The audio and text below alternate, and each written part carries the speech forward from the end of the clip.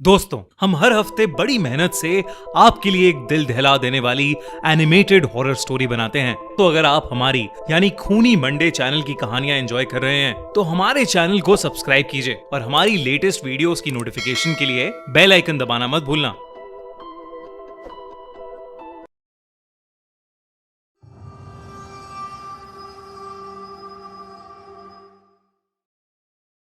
दादाजी का कमरा।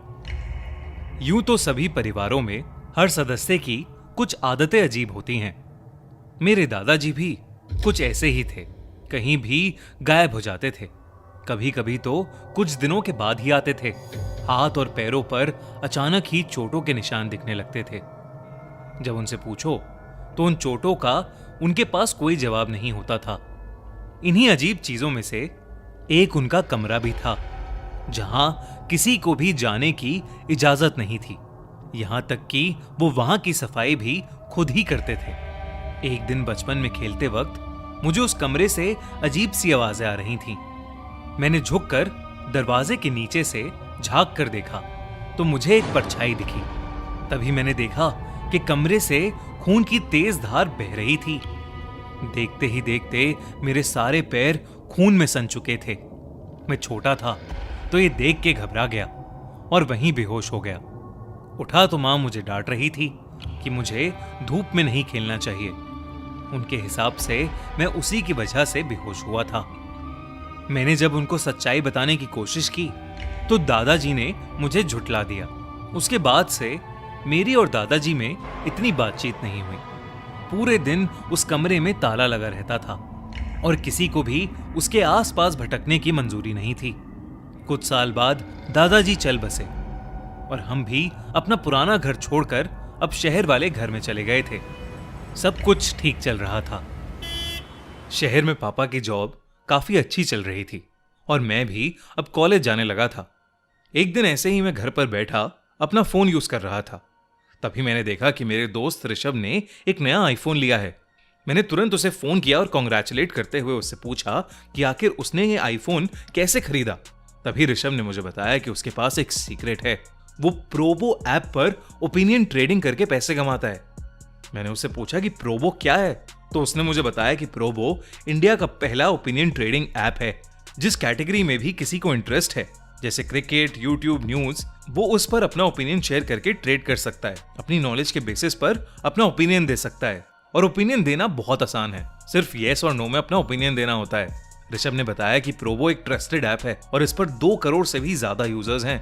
इनफैक्ट उसने आईपीएल के ही मैच में एक ओपिनियन दिया और उसी में अपना नया आईफोन जीता। उसने मुझसे भी कहा कि आईपीएल के टाइम पर मैं भी सिंपल क्वेश्चंस जैसे क्या राजस्थान की टीम मुंबई को हरा पाएगी, ऐसे सवालों का जवाब देकर मैं भी लाखों रुपए के साथ साथ मर्सिडीज, महिंद्रा थार, आईफोन जैसे प्राइजेस प्रोबो पर जीत सकता हूँ। प्रोबो ऐप पर किसी भी यूपीआई के थ्रू इजीली अनलिमिटेड डिपॉजिट्स और अनलिमिटेड विड्रॉल्स भी कर सकते हैं। मैं ऋषभ की बात सुनकर काफी एक्साइटेड हो गया था और मैंने जल्दी से प्रोबो ऐप डाउनलोड कर ली। तभी मोबाइल पर पापा का कॉल आ गया। पापा ने कॉल पर बताया कि हमें कुछ काम से दादाजी के पुराने घर पर जाना है और हम अगले ही दिन दादाजी के घर के लिए निकल गए। करीब 10 साल बाद जब मैं उस घर में वापस आया तो मैंने देखा कि तब भी किसी के उस कमरे के पास जाने की हिम्मत नहीं हो रही थी।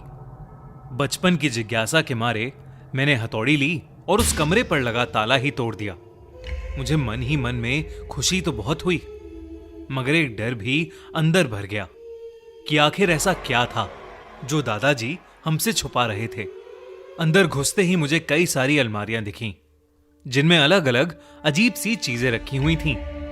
कई सारे कलश, कई लाल कपड़ों में बंधे ताले, चीनी मिट्टी के बर्तन और न जाने क्या क्या।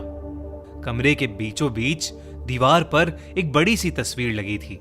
वो तस्वीर एक घर की थी जो नदी के किनारे बसा था।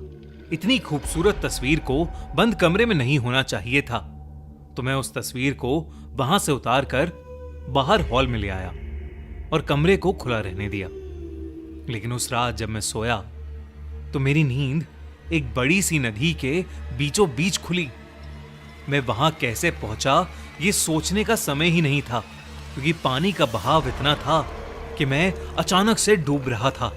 जैसे तैसे बच बचा के मैं किनारे तक आया तो हैरत ये हुई कि वहां वही घर था जो दादाजी के कमरे वाली तस्वीर में था। ये देखकर मानो मेरे पैरों तले जमीन ही खिसक गई, मगर दिल तब दहला जब मैंने थोड़ा दूर देखने की कोशिश की। वो घर बिल्कुल मेरे पुराने घर जैसा ही था, जिसके हॉल में मैं अभी कुछ देर पहले सो रहा था। ये सब बस एक बुरे सपने के जैसा लग रहा था, जिसे तोड़ने के लिए मैं अपने घर की तरफ भागा। हांफते हुए जब मैं उस घर के नजदीक पहुंचा तो एक गहरी सांस भरते हुए मैंने आंखें बंद कर लीं, इस उम्मीद में कि शायद ये भयानक सपना खत्म हो जाएगा। लेकिन तभी किसी भारी चीज से मुझ पर किसी ने हमला कर दिया। मैं जमीन पर गिर गया। जब मेरी आंख खुली तो मैं घर के अंदर था। मैंने चारों ओर देखा तो कई सारे लैंप्स, झूमर दिखाई दिए जो जंग खाए कई सालों से बंद पड़े थे। ग्राउंड फ्लोर पर कोई और कमरा नहीं था, बस सामने की ओर सीढ़ियां, चारों ओर बस धूल और मकड़ी के जाले, जैसे कई सालों से किसी ने वहां पर पांव भी ना रखा हो। मैंने सीढ़ियों की तरफ चलना शुरू किया तो धीरे से लाल सुर्ख खून सीढ़ियों से नीचे बहता हुआ आ रहा था। कब वो खून मेरे पैरों के पास आ पहुंचा मुझे समझ ही नहीं आया। मेरा दिमाग और शरीर मानो जम से गए।